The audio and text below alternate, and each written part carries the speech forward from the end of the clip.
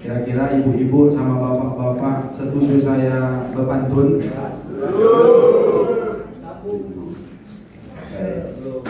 Ini karena ada ibu-ibu.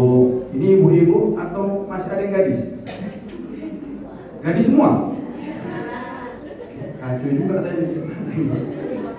Ini mohon maaf ya Pak, ada yang lajang, ada yang sudah menikah ya. Biar saya tahu nanti cara manggilnya.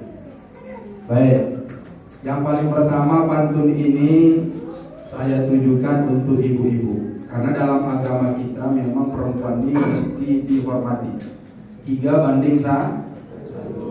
3:1 Pak. Nanti saya bacakan hadis. Ibu-ibu, kalau nanti saya pantun mau bilang cakep, cakep boleh. Kalau enggak diam aja juga enggak apa-apa.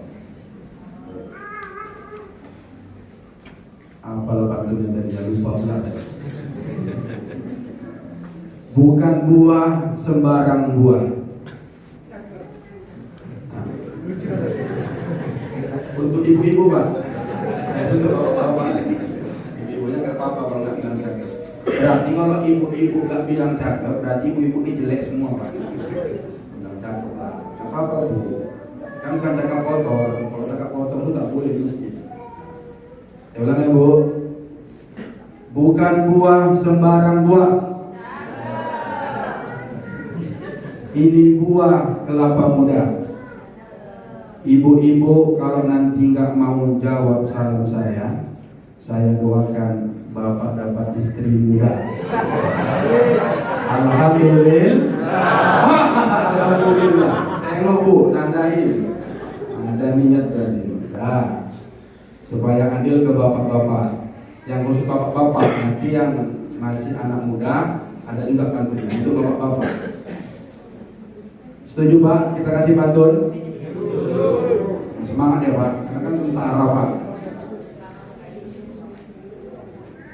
Sungguh enak beristri kaya. Udah kaya, cantik pula. Bapak-bapak yang gak mau jawab salam saya doakan ibu banyak utangnya. Alhamdulillah. Apa muka-muka berutang nih? Nah, supaya adil lagi bagi khusus yang masih jomblo-jomblo. Mana jomblo-jomblo Pak? Boleh angkat tangan dulu, nggak apa-apa Pak. Biar kabul lagi dari masjid nih. Cuma 2 orang. Jomblo semua nih. Baik. Kita kasih pantun yang jomblo-jomblo ya. Buah semangka, buah pepaya. Berarti memang mau jomblo selamanya. Sekali lagi. Buah semangka, buah pepaya. Buah dibeli, dipajak dari tuang. Abang-abang saya kalau nggak mau jawab salam saya, doakan jomblo selamanya. Amin ya Rabbal. Keluarga yang jawab. Assalamualaikum warahmatullahi wabarakatuh. Waalaikumsalam warahmatullahi wabarakatuh.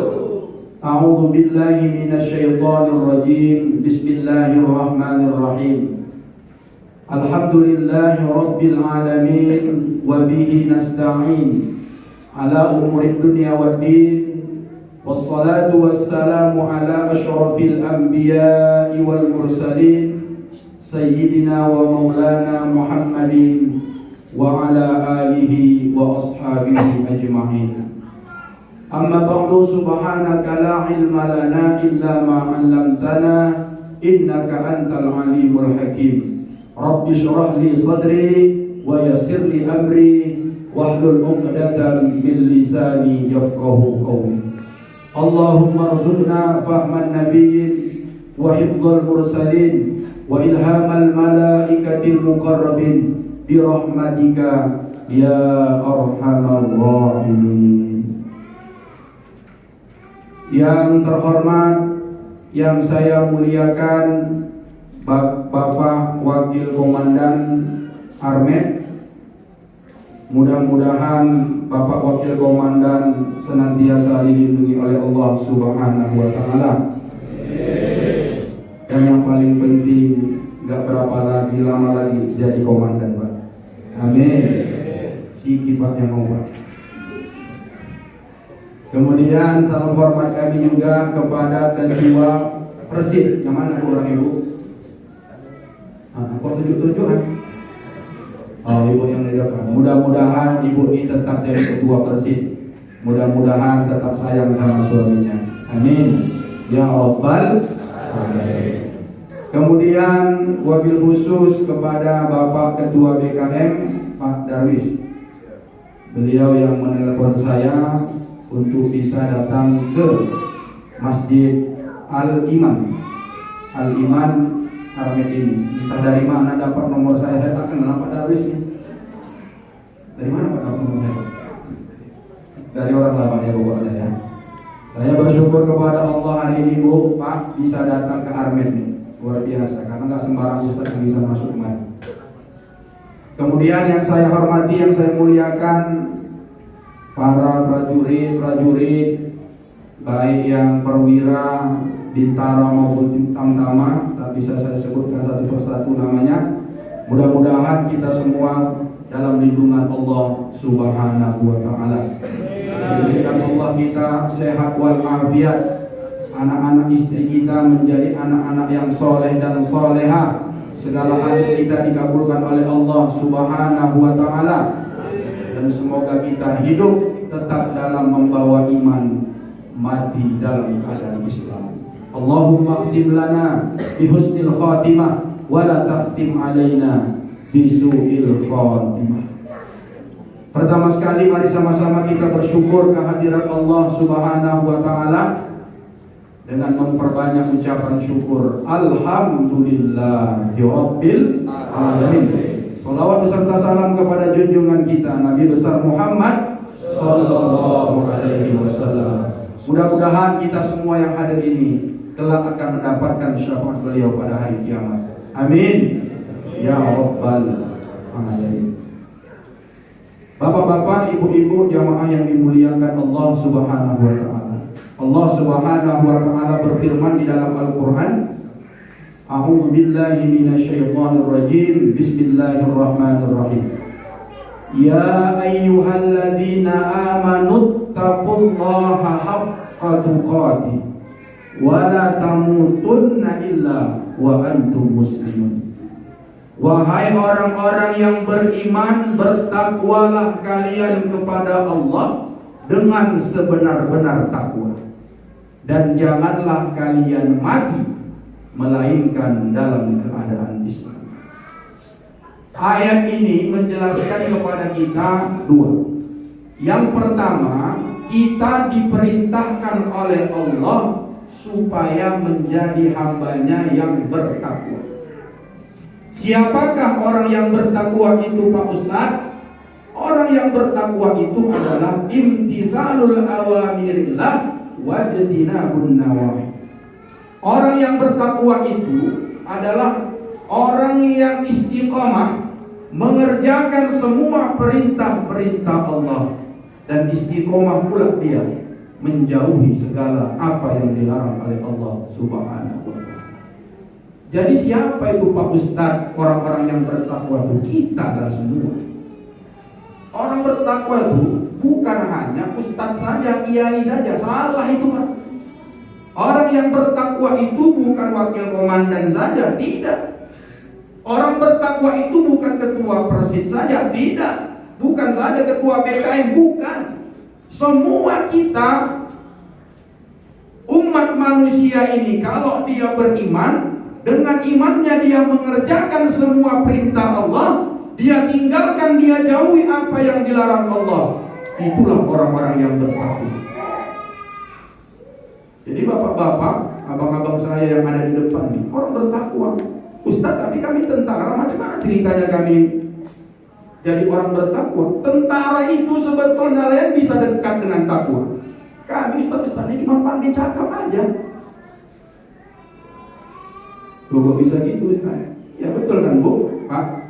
Kami ini ustaz-ustaz ini cuma bisa menyampaikan pakai lisan. Coba bayangkan Pak, kalau ada bandit di depan rumah saya, pengedar narkoba ada di depan rumah saya, rampok ada di depan rumah saya cuma bisa bilang, Pak, jangan.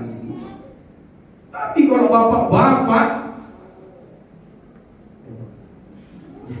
saya telepon, Pak Wandan, ini di depan saya ada orang kemasukan, sikit-sikit mereng mulutnya, sikit-sikit mereng mulutnya. Candu narkoba, aman Pak Ustadz, kita sikat, bisa. Saya macam mana mau sikat? Disikat cara saya. Itulah pentingnya itu Pak. Kalau kita punya kekuasaan, kami ustaz-ustaz ini mesti berkolaborasi dengan pihak TNI, Polri, pemerintah, itu mesti berkoordinasi dan saling-saling sama mendukung. Gak bisa ustaz ini jalan sendiri. Tapi tolong Pak, tentara yang bertakwa itu tolong pesan saya, kami ustaz-ustaz di zaman sekarang ini ngeri-ngeri sedap. Apa tuh ngeri-ngeri sedap? Pilih dan nonton. Pak bawa nonton Pak Ibu tuh Pak ngeri-ngeri sedap tuh, bagus filmnya tuh. Ustaz udah tengok, udah berapa kali? Hampir 3 kali. Nah bisa Ibu nonton film. Dah. Saya ingatkan bapak-bapak saya yang ganteng-ganteng yang pakai peci. Tolong Pak Ustaz-ustaz ini jangan ditangkapin Pak. Mohon maaf saya Pak. Kami sekarang Ustaz ini banyak ketakutan di ceramah nih. Kalau ceramah agak keras sedikit takut ditangkap. Kira-kira saya kalau ceramah agak keras ditangkap di sini Pak? Aman kan? Saya juga ceramah di TNI Angkatan Udara di Pangkalan Suwondo. Saya ceramah, saya bilang Pak aman saya ceramah di sini Pak. Aman, mainkan Ustaz. Tapi di sini kurang kuat tadi. Aman Pak? Aduh Pak Mandan baru mau ya kan? Yang mesti gitu kan dulu. Bu aman Ustaz di sini Bu? Bu, aman gak amannya kali Ibu? Bapak-bapak ini tergantung Ibu. Mana ada bapak-bapak ini jago kalau di rumah? Keok ini sama Ibu kalau di rumah kan? Mohon maaf mungkin ada nih kalau misalnya di Armen ini bagi tugas gagah berani. Pada rumah kayak sayur. Yang ketawa betul tuh nanti. Betul Pak? Gak gitu kan Pak? Ada yang disuruh cuci piring di rumah? Ustaz tahu, ada kawanku. Kalau di rumah, ya Allah. Kalau di luar yang garangan, semua dibatin. Sampai di rumah, dia kayak ayam kena siram. Siapa itu Ustaz? Ada lah buat. Jadi Allah perintahkan dalam ayat ini supaya kita semua orang beriman ini menjadi bertakwa sesuai dengan komposisinya dalam hidup. Yang Ustaz sampaikan kebaikan. Kalau itu benar, katakan benar. Kalau itu batil, katakan batil. Kami itu Ustaz tugasnya. Marra'a minkum munkaran falyughayyiru biyadihi, fa illam yastati' fa bilisanihi, fa illam yastati' fa biqalbihi. Kata Rasulullah, barang siapa yang melihat suatu kemungkaran di dunia ini, maka rubahlah dengan tangannya. Tangan ini kata para ulama kekuasaan bapak-bapak lah. Kalau nggak sanggup dengan tangan, maka wabilisani dengan ucapan saya. Zina, selingkuh haram, makanya nggak boleh selingkuh. Apalagi kan dalam kesatuan ini kan ini suatu bahaya ini kan Pak Wandan kan. Kalau ada yang selingkuh di antara sini aja kita nih. Sampai gede TV itu habis kawan Tuhan. Sampai mana tadi ya Allah? Grogi saya sama bapak. Sampai mana tadi Pak? Bu, tolong ingatkan dulu Bu. Sampai selingkuh. Sampai selingkuh. Jadi orang yang bertakwa itu sesuai dengan komposisinya hidup di dunia ini. Ustaz dengan lisannya. Yang tadi para pihak keamanan TNI Polri itu dengan kekuasaan, dengan tangannya, dengan powernya. Kalau nggak bisa dengan tangan, nggak bisa dengan lisan, itulah rakyat biasa. Fabi kolbi, paling tidak dia tidak suka dengan perbuatan mungkar. Janganlah pula kita udah punya kekuasaan. Mohon maaf bapak-bapak, jamaah yang dimuliakan Allah Subhanahu wa taala. ada kemungkaran, bisa kita rubah dengan tangan kita kemungkaran itu. Tapi bukan kita cegah kemungkaran itu, kita pulang jadi backingnya. Oh, ini nanti ditanya nih di hadapan Allah Subhanahu wa Ta'ala. Kau kemana kemarin waktu di Armet? Kau punya kekuasaan, tapi kau jadi backing maksiat. Gemetar loh. Mana gemetarnya? Kalau ada di hadapan Allah tuh tak ada itu, Pak. Jangan main-main di hadapan Allah tuh. Gak laku lagi pangkat yang kita peroleh pada dunia ini. Betul, Pak? Betul. Nah, maka jadi orang yang bertakwa besar kali, Pak, pahalanya jadi tentara. Tapi bayangkan aja kalau ada tentara nih, gawat kita. Gawat kan, Pak? Misalnya ada apa-apa di masyarakat, sama siapa masyarakat mau ngadu? Kadang-kadang kalau ke polisi takut orang. Makanya saya lebih suka berkawan sama tentara daripada polisi. Bukan maksud mencegah polisi, enggak. Adik-adik lighting saya waktu di kuliah dulu banyak yang jadi tentara. Ada yang di teknik AD, ada yang di teknik AL, teknik udara, semua ada. Karena tamatnya itu dari kuliah. Kalau kuliah langsung perwira ya, Pak. Ya, S1, Pak, langsung perwira ya. Kalau satuan ya, nah, langsung perwira. Rata-rata perwira semua. Bagus, soleh. Kalau saya ngadu cepat mereka datang. Nah, jadi orang yang bertakwa menurut ayat ini adalah bukan karena status sosialnya, tapi apa yang dia praktekkan dalam hidup. Makanya tentara ini kalau misalnya orang bertakwa itu tetap juga dia beribadah. Sholat jangan tinggal, puasa jangan tinggal. Kalau kelebihan rezeki berzakat, bersedekah, sama masyarakat santun mengayomi masyarakat. Itu orang bertakwa itu.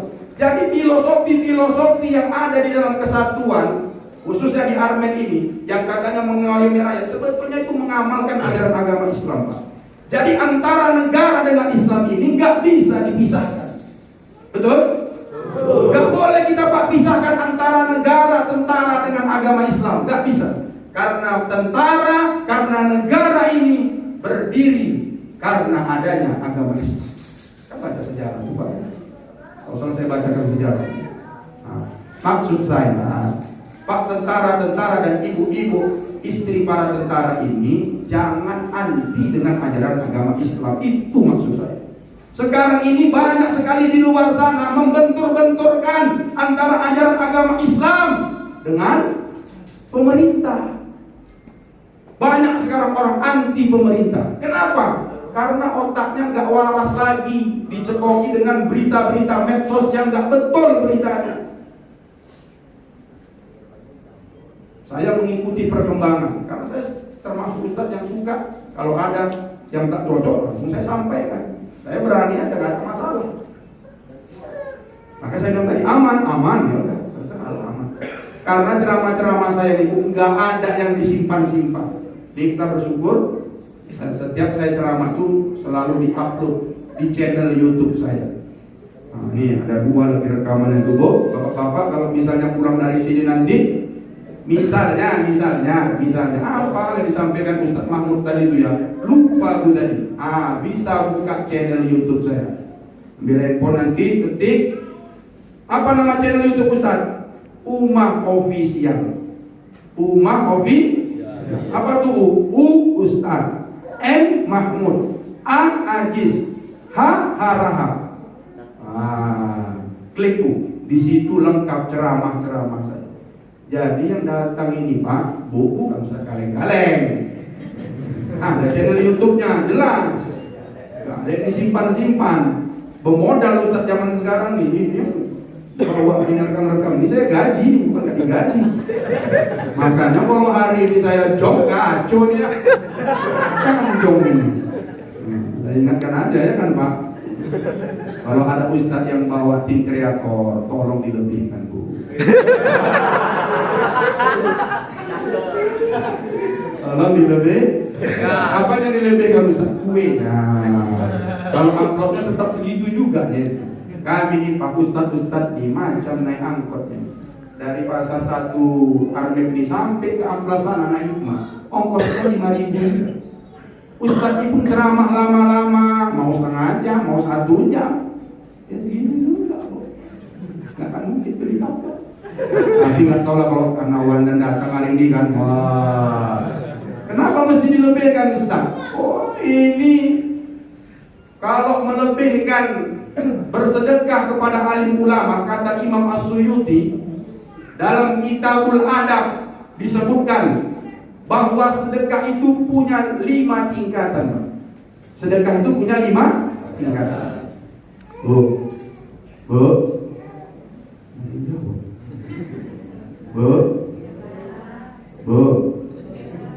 Pak, dengar Pak, ini sedekah ini untuk semua orang.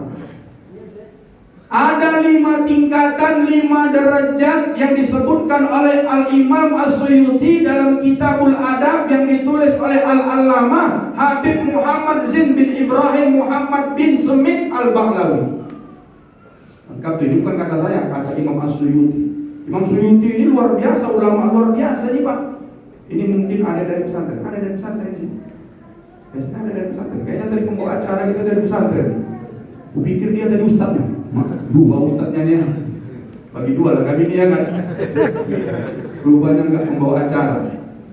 Beliau mengatakan dalam kitab itu bahwa ada 5 tingkatan orang yang bersedekah. Yang pertama, derajat yang pertama itu orang sedekah dapat pahalanya cuma 10.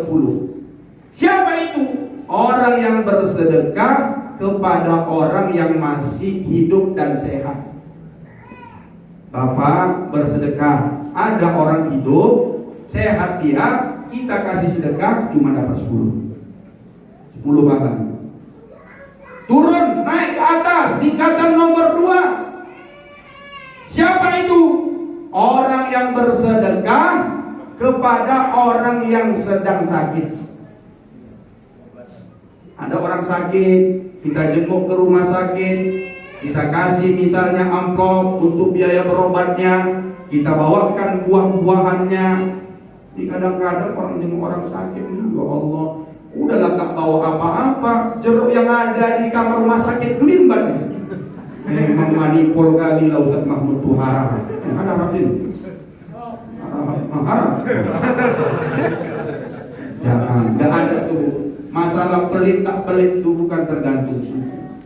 Jangan pula dibilang harap itu mendeling manipul, mendeling polit. Nanti nggak mau saya bilang mohon maaf, japol, Jawa polit. Kalau nanti orang Padang dibilang pelit, apa julukan aku? Padangki. Ada orang Padang sini. Nah, jadi bukan berdasarkan suku orangnya. Orang yang bersedekah kepada orang yang sedang sakit, maka dia dapat pahala cuman 100. Berapa Pak? 100. Berapa?